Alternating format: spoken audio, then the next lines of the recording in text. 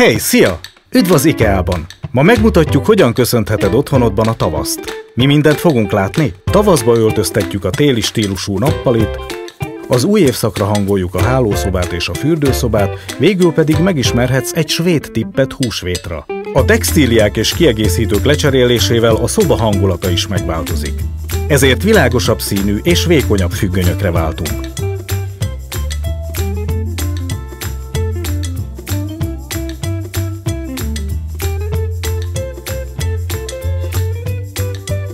A kanapé díszpárnáira új, pasztelszínű húzatok kerülnek.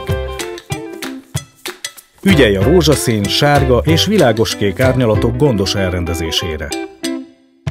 Válts könnyű takaróra, mely harmonizál a díszpárnákkal.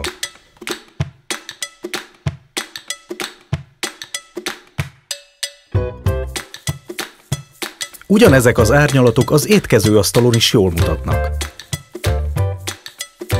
Üdevirágokkal tökéletes tavaszi hangulatot varázsolhatsz az asztalodra.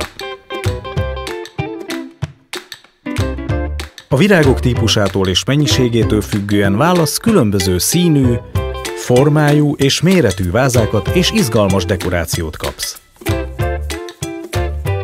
Ébredj te is tavaszi hangulatban!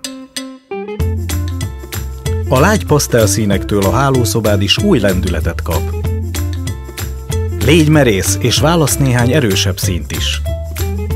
Egy virágokkal teli váza a fésülködő asztalon is jól mutat.